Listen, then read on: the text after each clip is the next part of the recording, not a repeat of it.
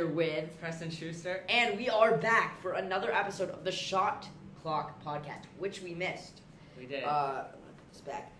We missed a few episodes for a bit, which kind of sucks because we love recording.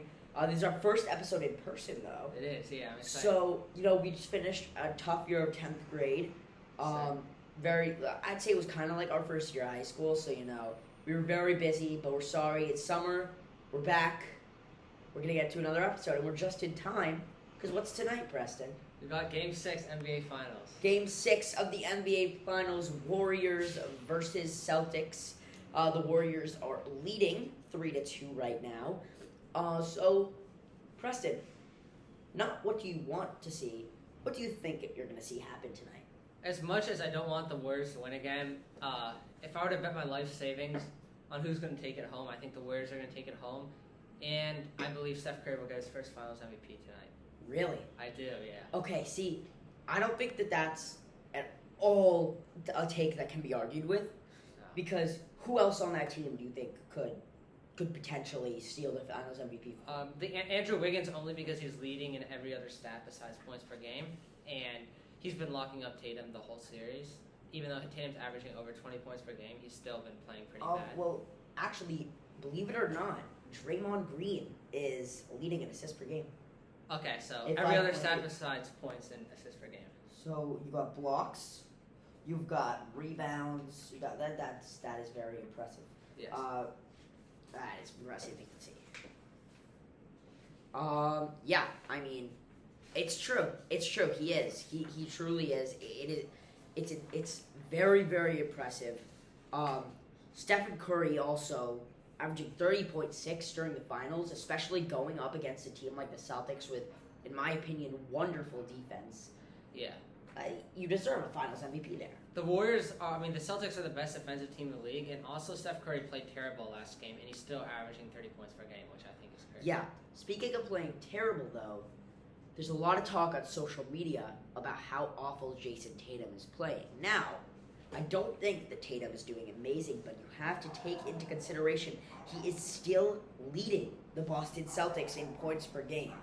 Not only points per game, he's leading the Boston Celtics in rebounds and assists. Every single category other than blocks. So there, I do not think it's fair to mark down Tatum. He is leading his team in every other category other than blocks per game. And too much is being expected out of this young star. Well, he's also, he is shooting the three ball pretty well, but he's shooting 37.3% from the field, which is atrocious. And his plus minus is pretty bad. Yeah, but you see, there's this big talk of the 40, 50, 90 club. 50, 40, 90 club. Excuse me. So, what do you expect? You expect him to be shooting 50% field goal in the playoffs? I don't expect him to be doing that, but I think a superstar should definitely, it's okay to have one bad finals game, but he hasn't really been more efficient as the series has moved on. So I think he's definitely been disappointing, and people expect him to play better. Okay, but I have a question for you. Would you say that Andrew Wiggins is having a good performance defensively? Oh, 100%. He's the one who's guarding Tatum. Yes, I know, I said that. So, therefore, I think it's unfair that people are expecting this much out of Tatum. What do you expect out of Tatum? What do you think he should be doing that he's not doing right now? I think he needs to take smarter shots, and he's had the most turnovers in the playoffs this year. Out of any player in NBA history, he just passed LeBron. He's an awful plus minus right now. Yeah, in Game 2, he had the worst plus minus in the finals game history. Yeah. So, I assume he's been playing pretty bad defense this series because if your plus minus is that bad, you're gonna have definitely giving up a lot of points. But I think he needs to make smarter passes, take smarter shots, and just not take as many risks, and just play the game slower. Steve Kerr, love the coach, love the guy, great guy. He's really doing a really good job coaching right now. He is, yeah. You see this guy and you think he was coaching championship teams in 2015.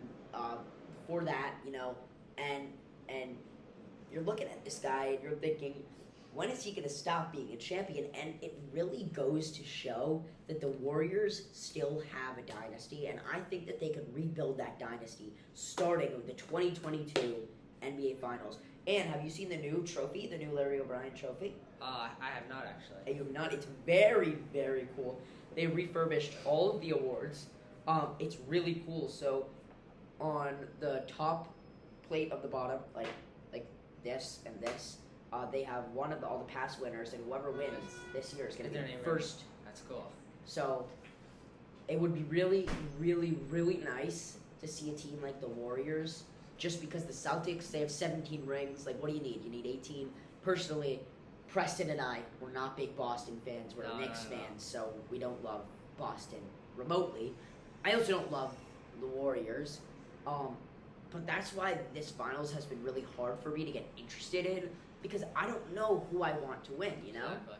Who do you want to win? Not who do you think, who do you want? I personally want the Celtics to win just because I want to see a new winner. And even though I hate the Celtics, I do like Marcus Smart a lot. So I kind of want to see him get a ring because he's the type of guy who would fit on any team. But I'm not a Celtics fan. Type of guy you let date your daughter? Yeah, definitely. Smart. He's a good player. He's aggressive. Yeah. I appreciate it because something I don't think a lot of people notice and appreciate about him is, although he's aggressive, he keeps that aggressiveness on the court. And you see some of the Smart. He's a player that's aggressive on and off the court, and you don't see him getting into fights with fans. No. And that's something I really that disgusts me. If you're a player on one of these teams, you should not be getting into fight with the fans. No, and I remember Klay Thompson. He said like the fans in Boston are classless. And then literally when he was in the finals against the Cavs a few years ago, LeBron was getting cursed out. LeBron defended it. He defended it. Yeah, and LeBron didn't really think too much about it. And Klay just said he basically called LeBron softer. So I just think he's a hypocrite. Oh, 100%, completely. I completely agree with that. Do you have any questions for me? Who do you think should go number 1 overall pick in the draft this year? Number 1 overall pick. Who do I think should go, or who do I want? Who do you think, and who do you want? I personally think Chet Holmgren. Honestly, I think Paolo Banchero. You're just biased because you're a dude. No, listen, he has such a great impact on the teams he's a part of. I think Paolo. I think Chet's gonna go number 1 overall, but if I were to magically make the decision who I think deserves to go number 1 overall, I would say Jabari Smith, just because I think he's the safest pick. Chet Holmgren, he has a lot of question marks because he's skinny, and then Paolo Banchero. And then Paolo Banchero, even though he's built perfectly for the NBA, he has injury concerns, and I think Jabari Smith is just the safest pick. Yeah, I guess you could say that. For some reason, I feel like Jabari Smith isn't going to have a great ceiling. Isn't going to have a great floor. I feel like he's going to be a very average bench player his entire career.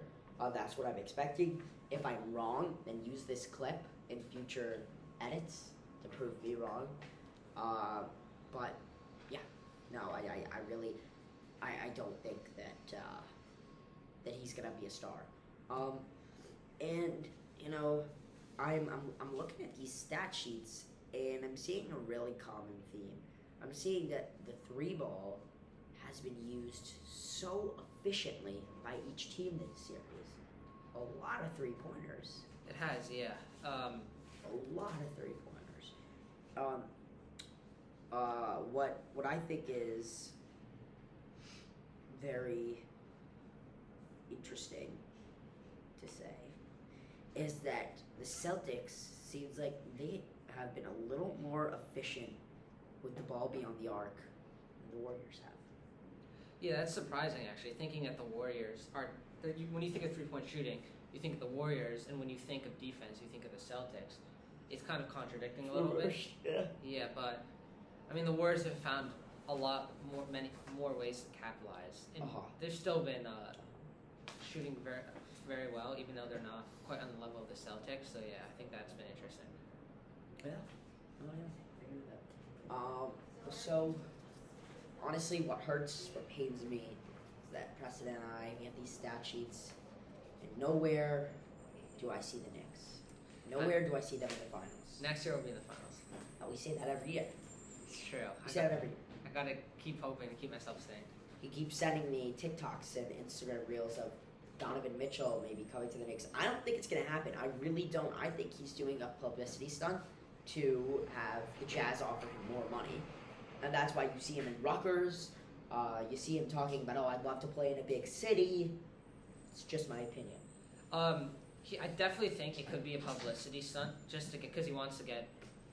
He's definitely unhappy with the Jazz right now, but I also believe if he were to play for another team, he would want to play for the Knicks. That's just my opinion. Yeah. I mean, of course you're going to say a star wants to play for your team, though. You know? Yeah, but we also have to be a little bit realistic. Realistic, I guess.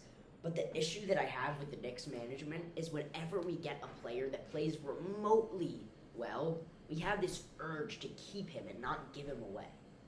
You know? With Julius Randle right now. Yeah, exactly. Listen, Julius Randle, he had a wonderful season in 2021. Oh my God, it was amazing. We would stay up every night. We watched every single game just to see the Knicks lose 4-1. Yeah. And he played like I don't think I can curse because I don't know if the video is gonna get taken down. But he played like crap. He was hitting backboard and he was turning the ball over like crazy. He was not. Seriously. I mean, RJ Barrett. I personally don't think long term he could be a franchise player, but we could afford to have bad nights by RJ Barrett because he gives his all and he's still like every Did single. you say you don't think he's gonna be a franchise player? I mean, he hasn't proved that he could be a franchise. I think he has. I think he had an amazing season. I think he'd be a good number two. I don't think he's. Who's our number one? Right now, RJ Barrett, but look where we are. I mean, yeah, but like, who does he have? What assets does he have around him?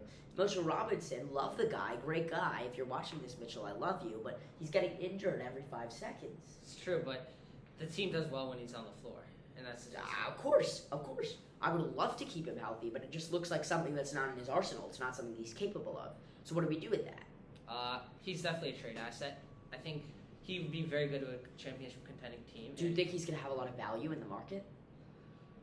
I think he will because I saw a stat where, I mean, this is an advanced stat. I don't know how good of a stat it is, but he's one of the best players in the league for win shares, which basically means how much your impact has to do with your team winning. Oh, I think that's a big. That's a great stat. That's a stat that should be talked about more. Yeah, and I think if we were to trade him to a championship contending team, he would be a big asset and someone they want. Even they would look past his injury concerns just because his interior defense is something that's. If you're managing a team, going back to his win shares, if you're managing a team, and you see a player that will bring 5 MVPs to his name while playing for you, or 3 rings to your team, what are you picking? The rings. Yeah, rings. You're picking the rings. Because if you're on management, if you're one of his teammates, you could give a crap about his MVPs. Who cares about his MVPs? I mean, I think if you have 5 MVPs, you're a pretty damn good player. But of course, but how does that help your franchise? I mean, it means you're pretty good, so you'll help your team more. Yeah, I guess, but you're not helping your team get a ring. You could. I mean, I know, but we're saying hypothetically, you're not. I guess no, you're not. Preston, you barely touched your water. Sure, I got a drink. It's very good water. It's very good. Hydrate, please. The Sure household. What would you rate the water out of 10? 10 out of 10. Really? Undeniably. I think the ice makes it better, but still, it's very good water. Okay, that's fair. I mean, the ice is from the water. That's a good point. So. Yeah. So, Preston, I know you recently took a trip to Italy. I did. And you were telling me that your dad went and he played pickup with some of the guys there. Did you see a lot of talent on the courts? I saw a bunch of future NBA stars. Future NBA stars. Yes. Why didn't you bring them over? Scout them. Overseas players. We need them. We need them on the Knicks. We need some good players. Because they would be too good for the NBA. Like, they would make the NBA look like it's not the best league in the world. That's the thing. Ooh, now that I'm thinking about it, what Italian stars have been produced? I'm gonna sound stupid for this. Is Manu Ginobili Italian? I don't know. I think he's like from like South America or something. I actually don't know. Manu, I think you might be right. I don't know, but I mean, mean, I haven't really thought of too many like Italian NBA stars. They've definitely had players in the league, but not really at the star level. Oh yeah, he's from Argentina. I just thought like Ginobili. That's Sounds like Italian. yeah. So I yeah. guess that's where I messed up. I think we've cleared everything up. I do think so. This has been the Shot Clock Podcast with Jack Schur and Preston Schuster. and we enjoyed our time. I can't be super set on when we'll get the next episode out, but if you show this video some love, maybe it will happen sooner. Exactly. Peace out.